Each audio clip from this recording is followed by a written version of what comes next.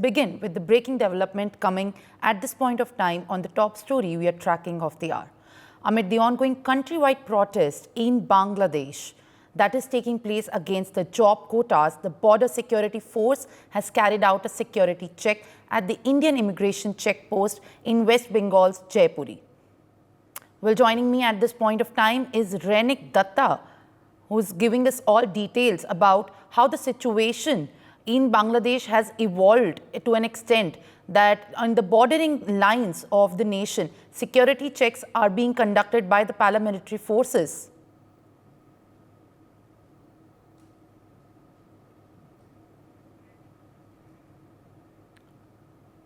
Well, Renik, how critical is the situation right now at the border areas, especially in the view of the violent protest that has taken place in Bangladesh that has claimed the lives of at least 25 people right now? Universities have been closed, and of course we have been told that at the bordering lines with the Bangladesh, the paramilitary force have been deployed specifically to carry out checkposts and also security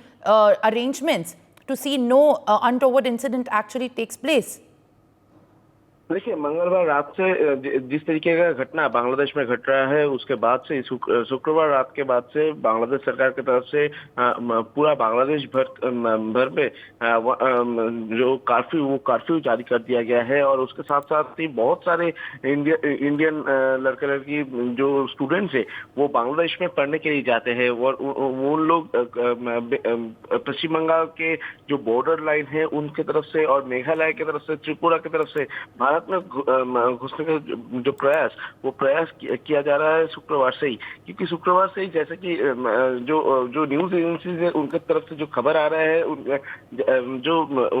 उधर का students है, Indian जो students है बांग्लादेश में अटका हुआ, उनके तरफ से जो भारतीय एम्बेसी है उनके साथ कांटेक्ट किया गया था, वो घर वापस करने की कोशिश किया जा रहा है। पहले भी दिखा गया था, कल भी दिखा गया था, त्रिपुरा, मेघालय और पश्चिम बंगाल का जो बॉर्डर लाइन है उस बॉर्डर लाइन से वो लोग अंदर आने के लिए, इंडिया में आने के लिए कोशिश कर रहे हैं। और इसी वजह से इंडिया का जो बॉर्डर लाइन जो जलपाईगुड़ी में है उनको भी स्ट्रॉन्ग किया गया, और बीएसएफ और पैरामिलिट्री फोर्स की तरफ से चेकिंग भी भरपूर किया जा रहा है। जो इमिग्रेशन डिपार्टमेंट है वो उनकी तरफ से भी ये चेकिंग किया जा रहा है कि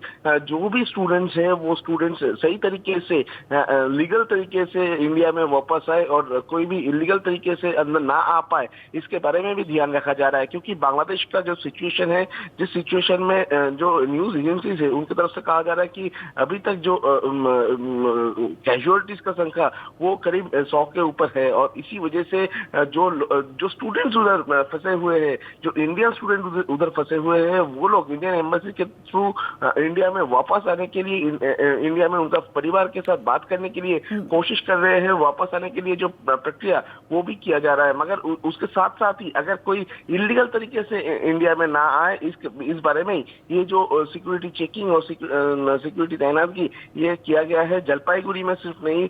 उसके साथ साथ ही वेस्ट बंगाल बांग्लादेश का जो बॉर्डर है वो बॉर्डर लाइन एरिया में जो भी बॉर्डर सेक्टर है, बीएसएफ सेक्टर है, वो बॉर्डर लाइन को सिक्योर किया गया है। For more such videos, subscribe to the NewsX YouTube channel, hit the bell icon.